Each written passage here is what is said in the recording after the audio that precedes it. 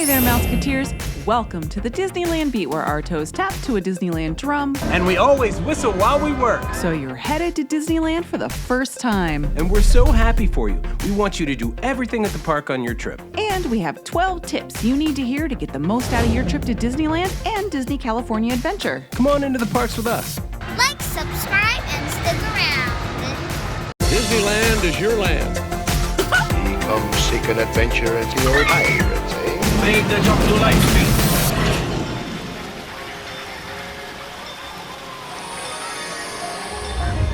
Okay, number 1, look at the Disneyland calendar before you reserve a date. Of course, you have already had to plan a bit in order to get reservations just to get into the park. Gone are the days where you could just buy a ticket when you showed up. You have to make a reservation online for the day you want to come, but you'll be forced to figure that out when you buy the tickets. While every moment at Disneyland is magical, not every day is the same. Weekdays are generally less crowded, and late January and February tend to be the off-season. But there are trade-offs. Disney does not always run all of its parades and shows on the less crowded days, and more rides are under refurbishment during the off-season. Nobody likes showing up to Disneyland to find they're there during the 3 days that their favorite ride is closed, or that the park closes way early for that nighttime event. But there is a way you can find this stuff out.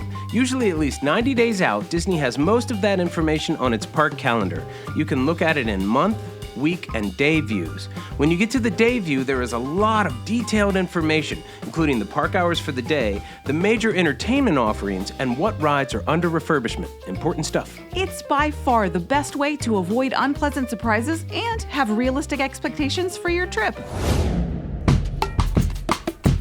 Disneyland has 3 on-site hotels and we love them. The Disney Hotel offers a classy, nostalgic, and exciting stay. The high-end Grand Californian Hotel is inside DCA, Disney California Adventure, and Downtown Disney, with its own direct entrance to the park.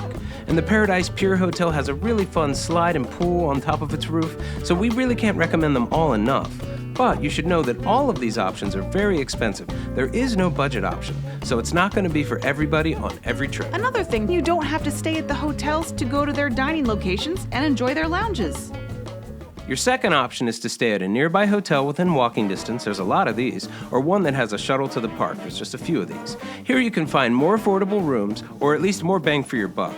Especially if you book far ahead and you look for deals online with third parties. This is our usual go-to. We can often find a great room with fireworks view, less than 5 minutes walk from the front gate, for half the cost of staying on property. Your third option would be to stay at a hotel further away and drive into the park. We'd warn against this if it's your first visit and Disneyland is the main reason you're here. Not having the ability to take a break at the hotel and easily come back to the park puts a lot of pressure on your day, and you risk burning out early or just getting everyone frazzled.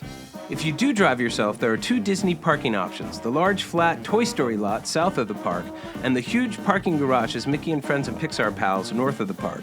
Be aware that the parking trams are currently down at the Mickey and Friends Pixar Pals parking garage, but the Toy Story lot does offer a shuttle to the park. Okay, number 3, travel light. All right, so you've made it to Disneyland, you've got a great room, and you're probably realizing that people often tend to walk to get around Disneyland. We love that, but between walking around the parks and back and forth to our hotels or cars, we average 8 to 10 miles of walking a day. Now we know that many of you have your favorite swanky gear setups and you've gotten all this cool stuff for going to the park and the beach and the zoo ready, but we would suggest that for Disneyland, you want to go total Marie Kondo and ask yourself, do I really need to bring this? You probably don't need quite as much stuff inside the park as you think. Disney has first aid supplies and most emergency items you might need. Huge backpacks get annoying because you can't fit them on the rides with you, and then you're stuck having to have someone hold them or getting a locker. This is one of the reasons that tiny Loungefly backpacks are so popular in the parks. They're just the right size for the job. Ultimately, you will be the most flexible and probably get the most done if nobody is carrying anything more than they can take on a ride with them. Water, snacks, phone charger, sunscreen, maybe a portable fan are the top items we recommend you bring.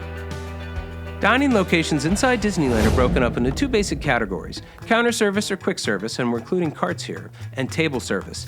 Table service, where you sit down and you're waited on, usually requires a reservation, though on rare occasions you can get lucky with a walk-up. Reservations can be made up to 60 days in advance for table service restaurants, and they go quick, so you gotta get on that. If experiencing the Blue Bayou or Carthay Circle is important to you, then be sure that reservation is in place early. But it's also worth noting there are no nighttime spectaculars right now, so there's no dining packages, which can really make the higher-priced table service locations a bit more cost-effective. Of course, there are plenty of counter service locations throughout the park that have delicious food to enjoy, no reservation required, but be prepared to use that Disneyland app on your phone to place an order. Most places have returned to both mobile order and traditional standby ordering at this point, but some places are still requiring one or the other. Most of the time, you can save a lot of time by using mobile order. The biggest tip for the reopening of Disneyland is to order your food early. When you mobile order, you can choose your return time, and those have been selling out. On a very busy day, consider ordering your dinner by lunchtime if you want to make sure you get your group's first options. Alright, now we know that there are plenty of people out there who don't like using their phones while at the theme park, and they just want to take the park a land at a time, just taking the day. And that's fine, that makes total sense. I mean, Disneyland was designed to be viewed that way. But you should be aware that you'll probably spend a lot more time in line doing things this way. And maybe that's okay, but if you use the map on the app instead of the paper map, you'll get wait times for all the rides, which characters are out and where they are, and when shows are happening. Right now, the whole park is using standby queuing. Everyone waits in the same line. But soon, Genie Plus and Lightning Lane will be coming to the parks. This will be a paid service that allows you to have shorter wait times for select attractions. And once that happens, standby lines will get longer, and you will need the app on your phone if you want to purchase the Quick Queue service. Also, Genie Plus will have a free service in the app that will help schedule your day. We've used these services before from third parties, and they can be pretty cool. You input what rides you want to ride, and it creates an order and updates that order as you go about your day. If there's a particularly short line at a ride you want to get to, it sends you an alert. You don't have to use every function on the app, and we recommend you take phone breaks. But there are times that app is very useful. So you really get the most attractions done during the morning hours. We know it can be tough to get up and get breakfast for everybody and get out the door to the park, but you might regret it if you get to the park late and hit the biggest crowds of the day for your first impression. We suggest trying to get to security about 75 minutes before the park opens. Main Street USA at Disneyland and Buena Vista Street at DCA, they will open before the park, anywhere from 20 to 45 minutes before the rest actually does. This will include all the shops and the restaurants. If you really want to make the most of your time, you'll want to pick your favorite ride to head towards as soon as the rope drops to start your Disney day. If you're trying to be strategic and ride as many rides as possible, head for the most popular rides with the shortest ride times. At Disneyland, that's Indiana Jones, Peter Pan, Space Mountain, and Haunted Mansion. And at DCA, it's Guardians of the Galaxy, Radiator Springs Racers, and Toy Story Midway Mania. And soon you can add to that list Web Slingers at DCA and Rise of the Resistance at Disneyland. Currently, if you want to ride either of those rides, you have to get a boarding pass, which is a virtual queue at a specific time at 7 a.m. or at 12 noon. The amount of time we suggest to first-time visitors is 3 days, spending 2 days at Disneyland and 1 at Disney California Adventure. If you were to shorten that to 2 days, we'd strongly suggest purchasing Park Hopper add-ons so you can visit each park in a single day. DCA, especially without the many shows that it would normally have due to the pandemic, in our opinion, is a park that you can do in one day. But Disneyland is a forever park. You can keep going back again and again and find new magic every time. If you try to do both parks in a single day for the first time, you could come away disappointed and feeling like you're missing out, especially if you're visiting on a fairly busy day. On your Disneyland vacation, we strongly suggest you pace yourself and you take lots of breaks. This is really one of the joys of staying at an on-site or a nearby hotel. We've always advocated for the afternoon nap method. Get there early, take a break during the busiest part of the day, and come back and stay late. If you try to push through every day, you run the risk of burning out at least some member of your group, and trust me, you want to see Disneyland at night. It's magical. Also, if you're there for multiple days, give yourself a beach day or check out the area on days in between your visit to the parks. Now, most of the time, if we're going to buy some sort of big souvenir, we're going to buy that on our way out of the park so we don't have to carry it around all day in the park. But there is a package check service at the Disneyland Resort Stroller Shop, Elias & Company in Disney California Adventure Park, Pioneer Mercantile, Port Royal, and the Star Trader at Disneyland Park. They will hold your package throughout the day for you so you can pick it up on your way out. And one of the cool perks of staying at a Disneyland hotel, still going on, is that you can have purchases delivered right to your room at no extra charge. You're gonna go through a lot of water, especially on a hot day. We recommend having refillable water bottles. There are several water stations throughout the park to fill up, and we think this is the fastest way to stay hydrated. And the counter service locations will either have a water station that you can help yourself to, or they'll give you a cup of ice water. Disney sells Dasani water inside the park, usually at $5 for a 20-ounce bottle.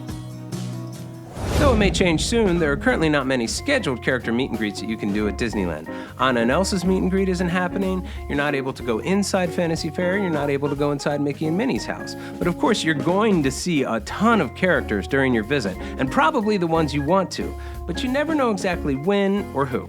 Most of the scheduled character moments are really the cavalcades and the mini shows of Avengers Campus, which are awesome, by the way. And of course, you can make reservations for character breakfast too, and that's more of a guarantee.